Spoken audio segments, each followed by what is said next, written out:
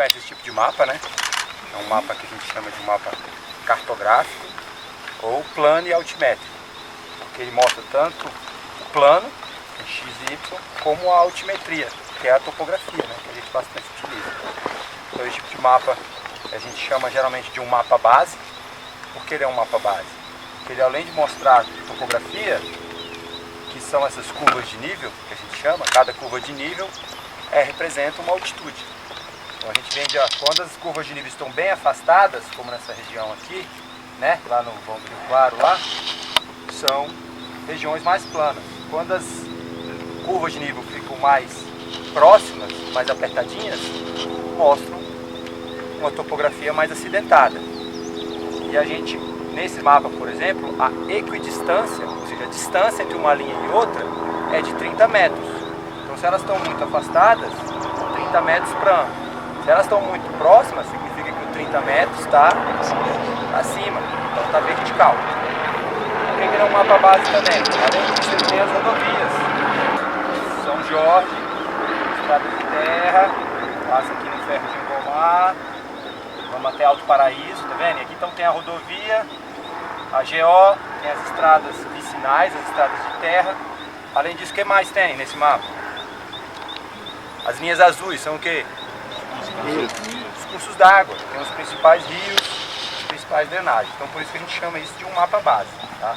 Então é um mapa que a gente utiliza como base para qualquer trabalho geológico, também de mapeamento. Esse aqui também tem vegetação, então mostra a região onde está descampada, a região onde tem vegetação, região de pântano.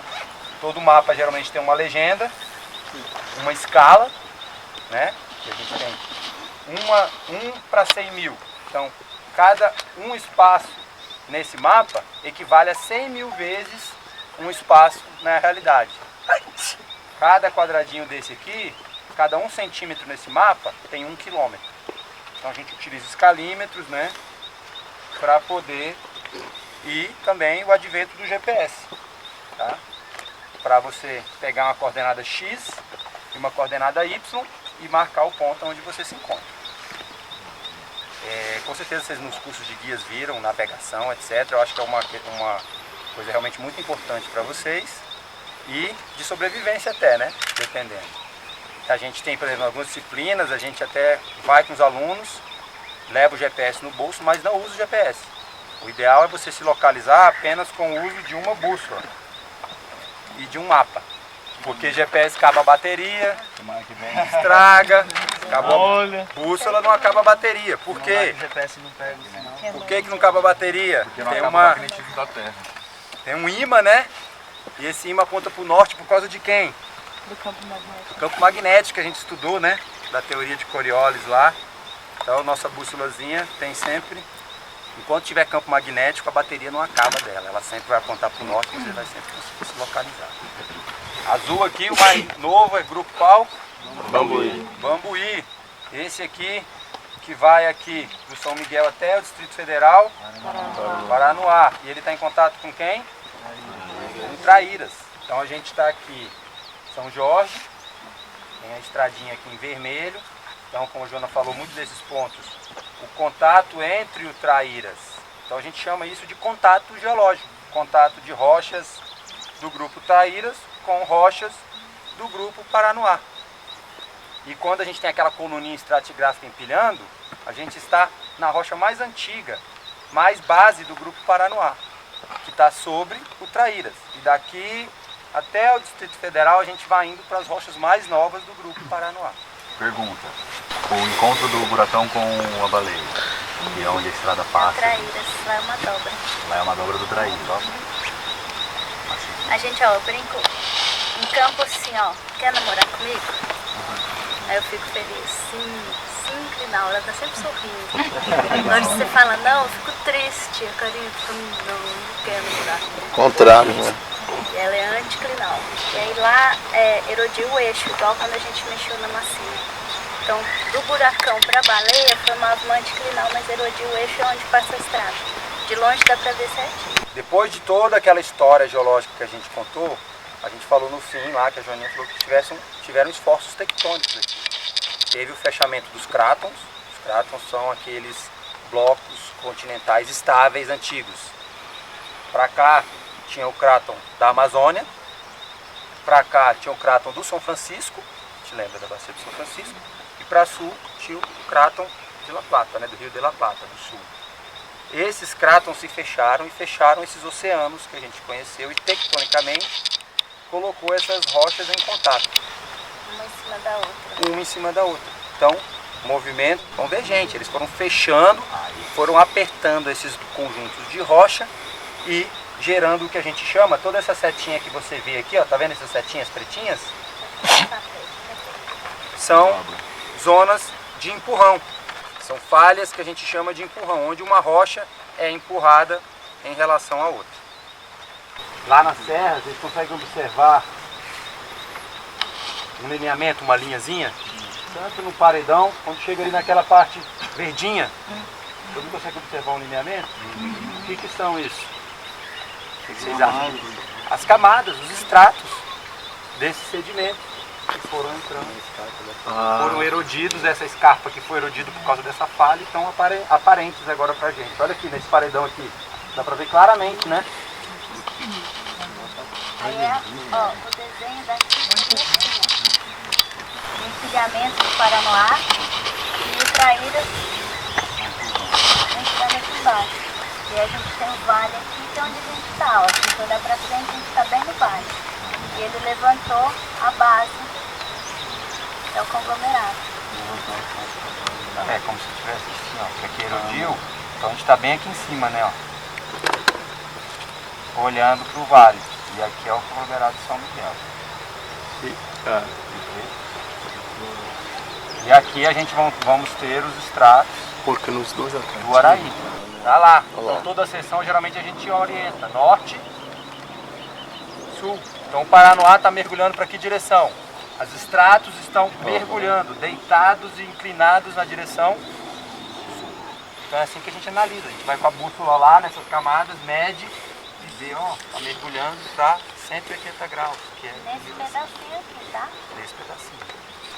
Que a gente chama de uma discordância, né? De uma falha de empurrão. Porque essas rochas são bem mais antigas do que essas rochas. E é importante sempre a gente frisar que esta topografia que a gente está vendo é de um processo erosivo bem mais recente, atual. Que está cavando, foi cavando e fez com que essas rochas da base do Paranoá fossem expostas. Quando a Joaninha fez o pano, aí ela chamou a atenção que o meio está mais... E a bordinha onde estava aquele cráton ficou mais, então lá é como se fosse o lugar que teve mais sofreu, porque ele está mais perto da rocha, da zona estável. E aqui vai até a Morada do Sol? Aí a Morada do Sol, nesse processo erosivo, já está em cima dos siltitos, que aqueles siltitos de Morada do Sol já são do Caribe. Vale das Pedras. Vale das Pedras. Vale das Pedras. Vale das Pedras. É, lá no Ender. Quando aquela caverna que tem aquele casa de pedra, você repara, quando vocês forem na casa de pedra, repara que é o mesmo conglomerado. Mas Então- não é a rocha do leito do rio, né? Ali já é um metacentímetro, né? Não, no leito do rio já é um metacentímetro. Mas a Lá em cima, casa aquela de pedra pedrona lá. mesmo, pode reparar que é o conglomerado de São Miguel. Olha, vocês vão ver que é um conglomerado. Quando chegar lá, repara. O que vocês podem explicar para os turistas? Que aqui existem um grupo de rochas que chama Grupo Traíras e o Grupo Paranoá. E é o encontro de dois grupos de rochas, o mais antigo e o mais novo.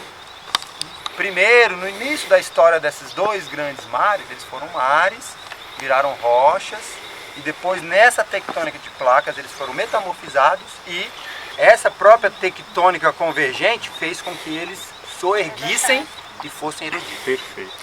E aí, com a erosão da chuva, eles formarem esse vale que a gente está vendo hoje em dia. O conglomerado.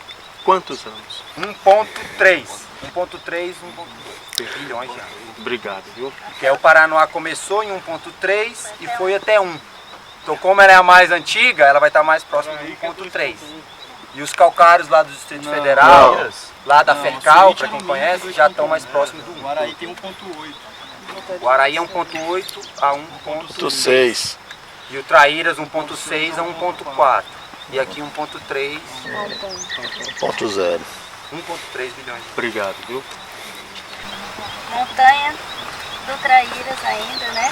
Tinham rochas aqui que começaram a ser intemperizadas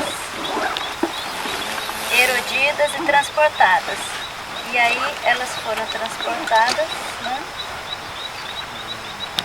leque aluvial. Tá? Então o leque de abano, igual de abano, e ele é muito mal selecionado. Então a gente tem grãos grandes, grãos pequenos, arredondados e angulares. Tá? Depois que isso foi depositado lá na nossa bacia, encheu de água. E aí, como encheu de água, e essa rocha tinha muitos elementos de cálcio, e começou a formar, então, precipitar a calcita por precipitação química. Ca, cálcio. C, carbono. Tá muito feio. O3. Tá. Para a gente saber do que é composta a matriz da rocha, a gente usa o ácido. 600 milhões é um bambuinho. Tem calcita, ferro, Que é um ponto queimando. tá? É a sulfúrica. Então, gente, HCl é ácido clorídrico, né? Hidrogênio com cloro reage com CaCO3, liberando aí essa efervescência. Esse HCl, é importante falar que ele é a 10%. Então ele é bem fraquinho. Porque a gente não vê os cristais de calcita pra gente ter certeza do que é, né? Pela clivagem, pela dureza, por nada. Então a gente tem que jogar o ácido. Essa parte aqui então é vulcânica, né? Você observa que por ser carbonático, a própria água, mesmo não sendo ácida, ela faz com que a dissolução seja mais rápida. Por isso que essas panelas, esses caldeirões,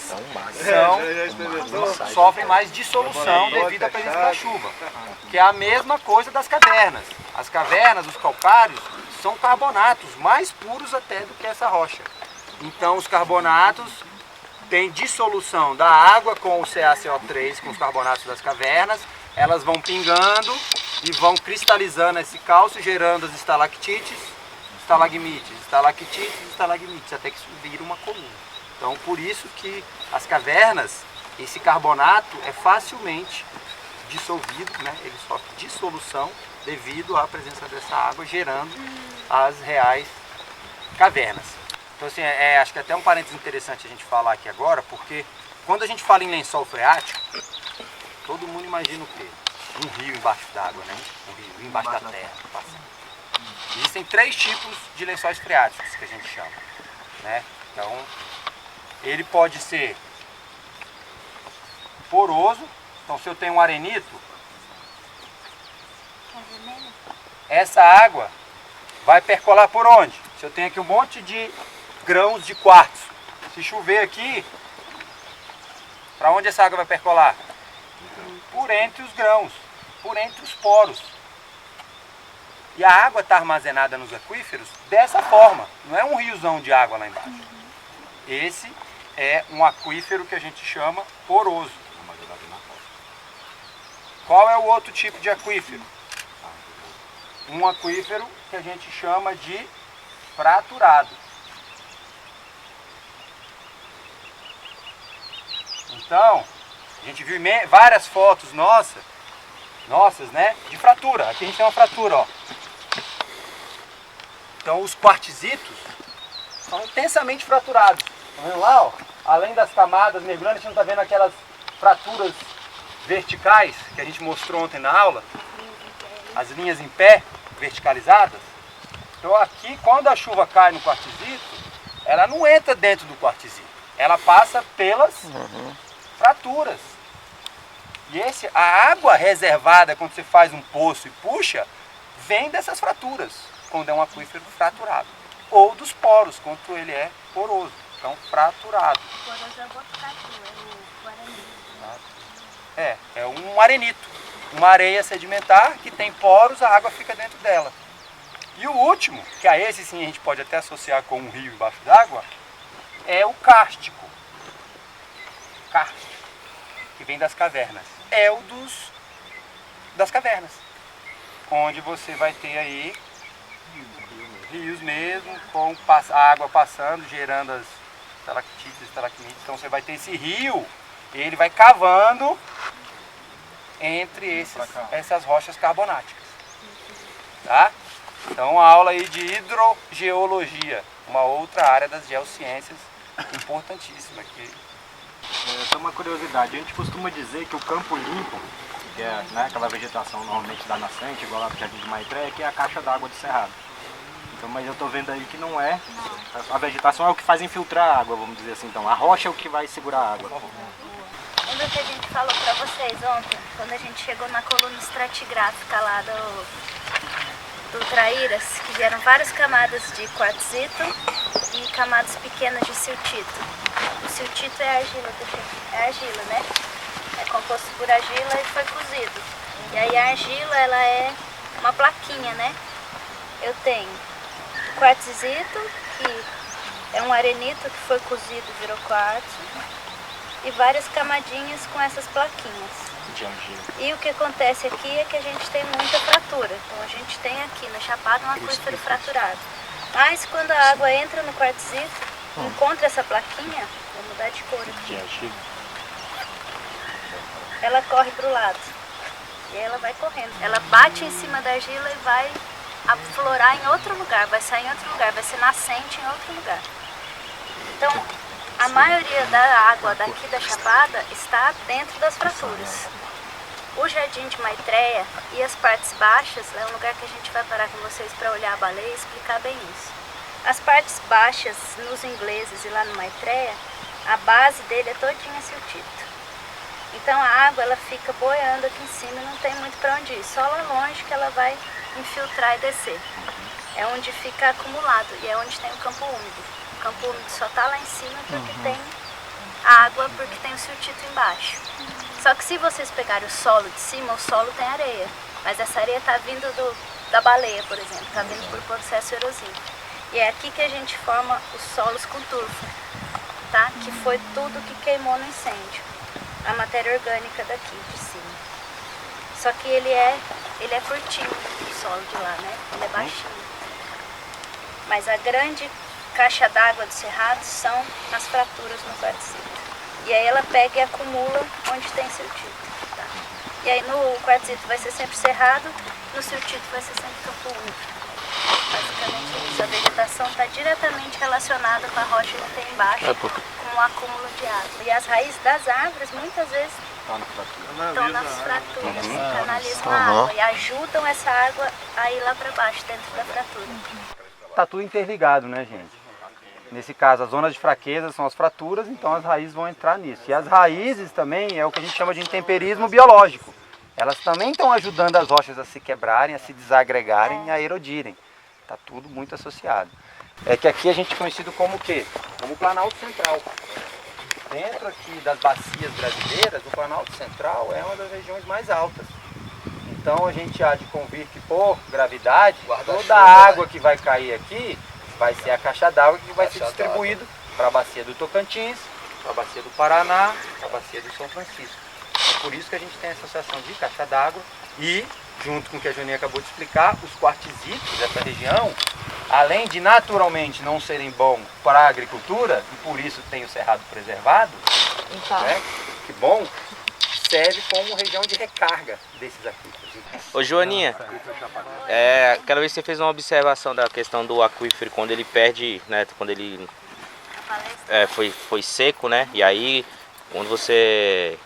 quando ele perde a água que foi retirada e ele compressa e você não recupera o aquífero. Quando você começa a erodir, por exemplo, o campo úmido, você não recupera aquele solo de novo em cima. Quando você tira a água do aquífero e ele começa a erodir para baixo, você não reconstitui essa fratura para entrar água ali de novo, quando você seca ela. Aí, uma coisa legal de falar é que no fogo do 17, né, a gente tem mapeado o parque até hoje ali, né, para ver onde vão passar as travessias e tal. A gente ainda acha a capinha de cima todinha cozida do solo, cara. Como o fogo chegou a mais de 1200 graus em alguns pontos, a parte de cima do solo torrou e fez uma lâmina em cima que não deixava percolar água, né? Então, por isso que deu as maiores trombas d'água, porque quando começou a chover, nada percolava para dentro, porque tinha uma impermeabilização no solo todo, que está quebrando agora só. 2019 a gente ainda anda lá onde ninguém pode andar e ainda acha os negócios começando a quebrar. Quando está chovendo muito, aí para a chuva. A gente vê que quem tem poço e tal, demora 2, 3 meses para o poço secar. Então, a caixa d'água fica cheia e ela vai, mesmo com seco, parou de chover, vai ficar 1, 2, 3 meses até ela secar. E quando volta a chuva, a mesma coisa, choveu, a caixa d'água não enche rapidinho nada, vai ficar 1, 2, 3 meses até encher tudo realmente. Lógico que o escoamento superficial, que é o que a gente vê, está muito aflorante, mas se você for entender lá embaixo, isso demora a ficar saturado de água mesmo. Agora a gente está num momento que está muito saturado, por isso que as sombras d'água são muito rápidas. Choveu, já está saturado, ela nem penetra, ela já praticamente. Então a gente viu que é um conglomerado, por quê? Tem diferentes tamanhos de grãos e de clastos. Então a gente observa bastante que a matriz é arenosa, é carbonática, com presença de grãos de areia até tamanhozinhos de seixo. E a gente vai andando agora, a gente quer que vocês observem. A partir de agora a gente quer que vocês observem e falem pra gente. A gente vai ficar um pouquinho calado, né? E vocês, mas o que é isso? O que é? Eu quero que vocês, a gente quer que vocês observem o que a gente vai vendo pra gente, o que eu ver, poder ir discutindo. Em relação a tamanho de grão, a cor deles, qual mineral que é, qual rocha que é. E a gente tentar entender essa textura da rocha, tá? E a cor, né? Você viu que a gente leu lá, cinza esverdeado. Então a gente vê realmente essa coloração dela, meio cinza esverdeada, tá? E então é isso. Vamos agora, né, usar nossas observações para tentar interpretar o que a gente está vendo.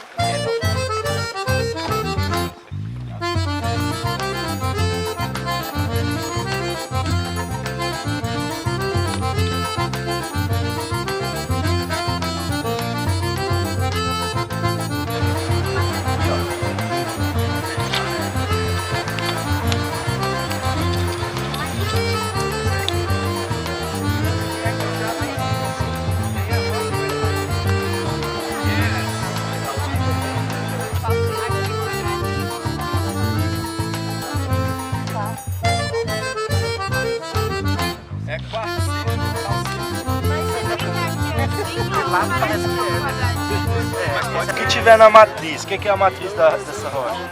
É isso aqui, ó, essa parte mais acinzentada. Isso é a matriz, isso é um conglomerado que é sustentado pela matriz dele. Os clastos são o resto. São esses aqui, ó. E aqui tem clasto de todo quanto é tipo e tamanho. Por isso que ele é um conglomerado muito mal selecionado. No caso, esse é erodílio do Traíra.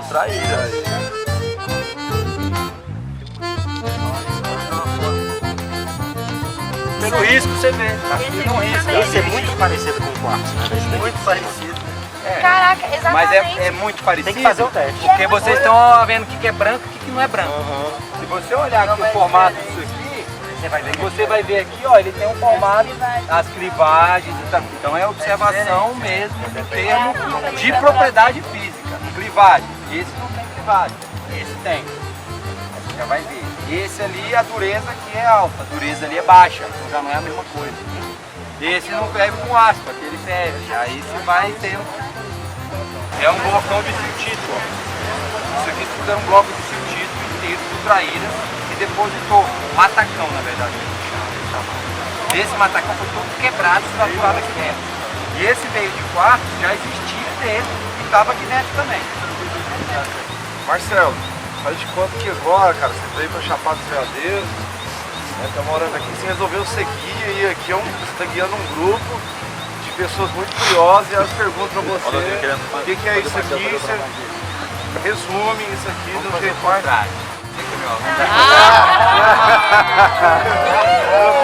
Ele tava doido pra você falar que é pra ele gravar. Vou falar bem resumido do jeito que eu falo pros turistas, tá? Então, aqui essa rocha, ela é um conglomerado, né? Não é uma rocha só, são várias rochas misturadas, que tem uma matriz de carbonato de cálcio, né? E é uma rocha muito antiga, ela tem em torno de 1,3 bilhões de anos. E esse processo aqui de formação, que o Marcelo acabou de falar, teve aqui, né, uma fratura que abriu tipo um cânion na serra. Essa deposição formou tipo um leque aluvial, né? Esse conglomerado se formou com soterramento depois que veio. Inicialmente inundou e aí esse carbonato carbonato de cálcio, que é essa matriz, ele se precipitou em cima desses clastros, desses vários seixos. Depois houve o soterramento em várias camadas, então por isso que a gente vê a serra ali, a bacia, né? E aí houve a diagênese, né? A litificação desse material, que virou uma rocha que é esse conglomerado. A eca aluvial é o seguinte: tem uma serra, ela sofre fraturamento, abre uma fenda, como se fosse um pino. Esse material que fraturou, que estava nesse pedaço fraturado, ele erode. E ele vai erodir abruptamente e ele vai abrir na forma de um leque, entendeu? Nessa baixada que vem no pé dessa serra que erodiu. E aí ele vai se depositar na forma de um leque aluvial, que chama leque, ele abre como se fosse um leque. Esse é meu. Galera, é isso aí. Mais ou menos. Quanto mais simplificar, melhor. Ainda mais Entendeu? E aí, assim, o que pode fazer? Como ele já está utilizando os termos técnicos, o que ele explicou depois, já explica, falar de diagênese, já explica a história do soterramento e de areia virar rocha. Não, eu nem falo de diagênese, só falo que soterrou e solidificou. Vai substituindo. Ou fala de diagênese e já explica o que é. Falou, ó, o que é diagênese? Já explica, mas o ideal é ter usar menos termos técnicos. A gente direto fica se iniciando. Legal, quando eu falo, depois eu jogo o termo técnico, então, mas o ideal é não usar.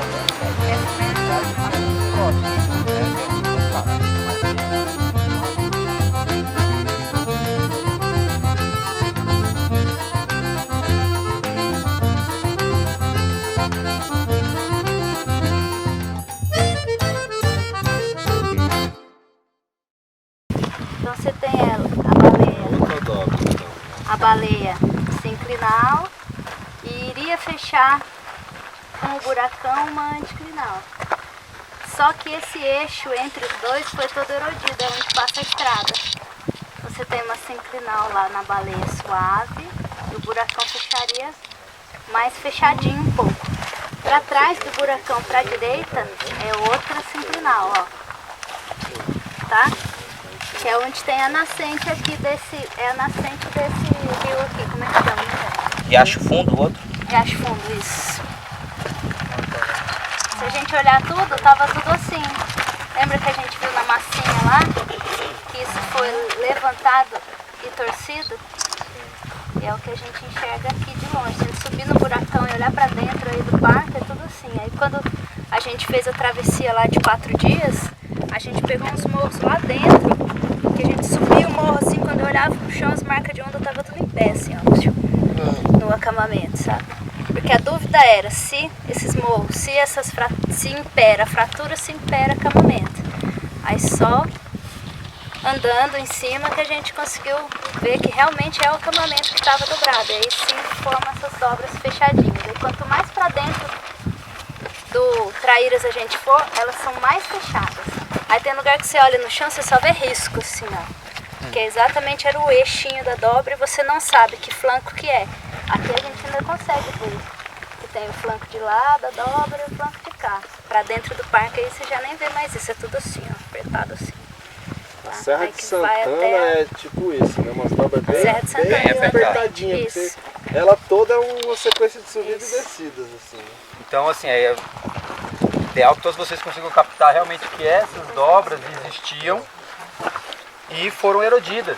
Então todo mundo consegue captar isso, que elas existiam e foram erodidas pelas fraturas. Então é essa capacidade também que a gente tem que ter de ver que esse processo erosivo que está moldando a Terra hoje em dia é muito recente, perto da formação dessas dobras há 600 milhões de anos atrás. Aquela coisa do tempo geológico. Então tem que ter sempre essa relação. O processo erosivo é agora, nenenzinho. Vou desenhar a baleia aqui, né? Então as camadas estão para cá nela, na frente dela para cá. E aí tem um espaço vazio aqui e vem o morro do buracão com as camadas caindo para cá. Então se as camadas dessa aqui estão aqui, se eu jogasse para cima aqui, ó, elas iam se encontrar lá em cima. E aí fechavam a dobra. Tá? Por isso que a gente conta a história. Você projeta a camada e projeta a outra, ela fecharia uma dobra. Só que aí erodiu, né? E aí a gente tem essa formação do morro aqui e essa aqui. Qual que é o nome do Morro da Baleia? É o de engomar, porque eu acho que lembra muito aqueles ferros de engomar. Aquele de carvão que a gente jogava dentro, que abria tanto. O osso do ferro era o rabo da baleia. É. Então assim, aí é uma coisa que até que a gente conversa muito com a Tajiba, tá? Eu acho que é uma missão muito nobre de vocês, que é além de utilizar os nomes atuais, né? Morro da Baleia, e o porquê, mas também trazer os nomes originais, das toponímias originais. Então acho que é um trabalho que a gente tem que fazer aqui. Acho que vocês são os principais, né, divulgadores disso. Manter os nomes, Jardim de Maitreya, Edson mais lindos, mas né, vamos dizer assim, mas a gente também resgatar a toponímia histórica, original, e eu acho que assim, incentivar vocês a sempre estar trazendo isso. Tem os mapinhas para isso, né, para ajudar, da década de 70. A Serra da Boa Vista. Esse aqui ainda é Traíras e aí lá já é Paraná. O contato é no vale aí. Então daqui até Alto Paraíso, a gente vai ver na serra inteira. Até Alto Paraíso aqui, a gente não vai sempre olhando à direita a Serra da Boa Vista. Toda ela é Paranoá. No pé dela é o contato, de lá para cá é o Traíras. Então o que acontece? Isso aqui é uma imagem de satélite. A imagem de satélite você consegue botar cores em diversas bandas, porque uma imagem de satélite o que ela faz? Você tem a radiação do sol, de luz, ela reflete e a imagem capta essa reflectância das bandas. Então a gente pode dar uma cor para cada banda. Nesse caso aqui, a gente escolheu uma banda vermelha para o que representa vegetação. Então tudo que a gente vê em vermelho é região de mais vegetação. Mais azulzinho aqui é as fazendas descampadas, né? Isso aqui é de 2002, com certeza já mudou bastante, né? Aqui a Serra Geral do Paraná, São João da Aliança deve estar por aqui, Alto Paraíso está aqui, né? São Jorge está aqui. Mais ou menos igual o mapa, né? Então a gente observa bem as matas galerias. Paranoá aqui, ó. As matas galerias todas bem marcadas. Serra Geral do Paraná. Virando. Então Grupo Paranoá. Tudo Grupo Bambuí. Traíras. E aqui, ó, Cavalcante está aqui, ó, a dobra. Aqui é Vão, Serra do Ministro. Vão, né? O Serra do Ministro quebrou um pedaço dele nesse movimento de falha e ficou um pedaço do grupo Traíras sobre a suíte alumínio. Que é tudo uma... Você vê como a imagem reflete bem, né, essa presença da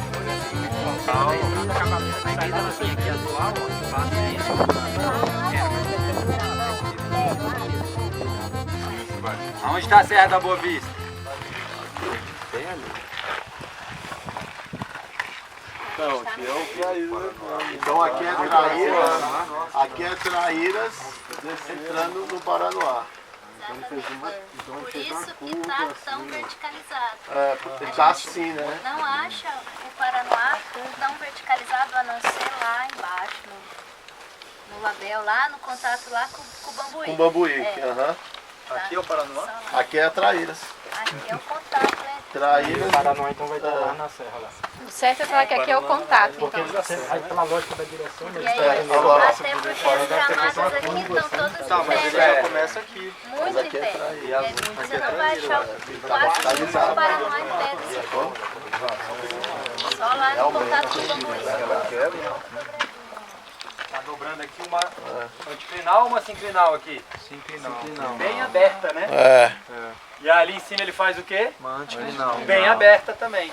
Então a gente pode classificar as rochas, às vezes, em apertadas ou abertas. As dobras. As dobras. Depende da pressão, né? A apertada vai ter mais pressão. compressão. E as abertas, mas o que acontece é justamente isso. A gente está no Traíras, sendo empurrado por baixo do Paranoá, que é a serra, e nessa zona com o empurrão, as camadas que estavam horizontalizadas verticalizam e dobram. E aí, ó, dá pra ver já lá atrás que elas estão deitadas. Olha lá a serra, Boa Vista. Já é o Paranoá. Paranoá lá Sofreu essa sendo levantados por esse empurrão. A gente observa quando tem um encontro, então como você sabe que tem um encontro? Geralmente as rochas vão estar mais verticalizadas e mais dobradas. Então são feições que a gente observa que tem esse encontro, teve uma zona de maior compressão que gerou. A questão da cidade, ela precisa de algumas rochas terem minerais que a gente possa fazer aquela datação. Lembra? Pegar, levar para o laboratório e datar a idade dela. Aqui, a rocha do grupo Araí e Traíras, que a gente usa para datar, são as vulcânicas, os basaltos. Os basaltos têm minerais que a gente consegue datar a rocha. Então a gente data a idade desses basaltos e sabe que todas as rochas que estão nesse contexto têm aquela mesma idade. Tá? E correlação também, de quem vem em primeiro e quem vem em segundo. Quem está mais embaixo é mais velho, quem está mais em cima é mais velho. Tem uma coisa que eu observei ali, ó, nessa parede aí, observa aí, na frente do Ian aí, uma coisa legal que a gente viu muito nas fotos. Está aparecendo aí, na parede. Marca de onda. Estão vendo aqui? Esse pedacinho? Aqui, ó. Então, mais uma vez, isso mostra pra gente que isso era plano, tinha as marcas onduladas e que foi verticalizado. Então, aqui é um local que deve se, tomara que mantenha-se preservado, né? Porque a tendência é erudir. Hoje, como está muito cheio, realmente não ficou muito legal de ver, mas aquele lajeado ali, né? Essa corredeiras de água mais próxima a gente, ela fica seca, né? Na seca não corre água ali. Onde ela cai ali naquele lajedo, ali tem as marcas onduladas bem bacanas no chão, de ver, bem grandes. Quem foi lá até conseguiu observar. Então, como é um lugar acessível, onde você vai estar com turista, é legal de mostrar a questão das marcas de onda. Nas paredes lá, ó, vocês observaram uma hora que eu acho que eu estava com o Gabriel, não sei quem que era, mostrando ali. Então, onde está caindo aquela água ali? E lá onde cai a água mais forte, se você olhar na parede, você consegue observar algumas estratificações cruzadas também. Então fica como dever de casa para quando vocês vierem, observarem e mandar uma foto pertinho para mostrar, né, para os turistas. Outra coisa bem legal é o padrão de fraturamento, né, que a gente vê aqui em cima. Parece Lego, né? Todos os quadradinhos certinhos. Então, para vocês falarem dessas questões de quando dobra. Aqui tem um certinho com 2 quartos. Pronto. Então, legal aí, ó. Então, aqui também um local, então vamos ter essas fraturas.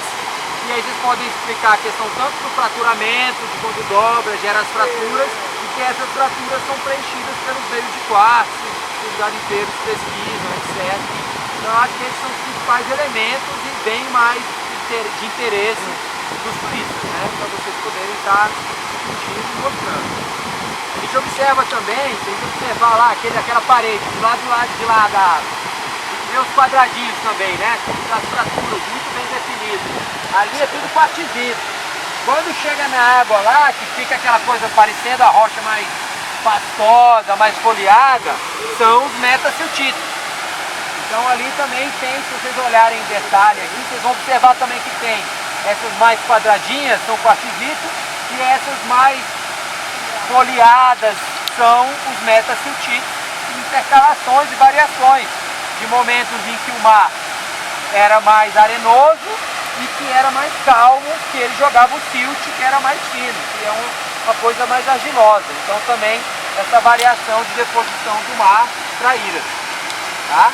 Muito provavelmente aqui entre o Traíras e o Paranoá não teve deposição do delta do conglomerado de São Miguel. Pode até ser que ele esteja aí e a gente não está vendo ele, mas esses deltas geralmente são mais restritos mesmo dentro desse mar. E provavelmente ele aconteceu mais naquela área que ele aflora, mais lá para baixo também, lá no Vale das Pedras, e também mais para baixo tem lá uma cidade de pedra que aparece ele também. Quando a gente olha o cânion, ele tem o cânion, a cachoeira vem, cai aqui, né? E cai numa fratura dessa principal. E aonde a gente desce na trilha é uma fratura em Y. Então lá era uma fratura em Y. Tem a principal, que é o cânion, que ele cai e corre no meio do cânion. E o outro, que é a fratura em Y, é o canal que a gente entra para tomar banho. E a galera pula do meio desse Y, né? Então é uma fratura que a gente chama porque ela tem um formato de Y mesmo. Lá embaixo da cachoeira tem dobra e também nas trilhas, se vocês forem descendo, vão observando, porque às vezes você vai descer na trilha aqui, você não vai olhando. Então desceu, para e olha os degraus. Você vai ver principalmente quando estiver voltando. Tem várias estratificações cruzadas, tem marca ondulada também. Então vamos treinando o olho para vocês observarem esses locais e poderem estar interagindo com o grupo, né, quando vocês estiverem vendo esses elementos. Todos os conglomerados lá de Cavalcante, do Lava-Pés, do Barroco, são conglomerados fluviais. Foi o que eu estava explicando lá, né? Como os seixos clássicos são bem arredondados, foram rios que foram, como a gente está aqui, um rio desse. A gente chega nesses leitos de rio, os seixos são todos arredondados. Então eram rios que iam formando.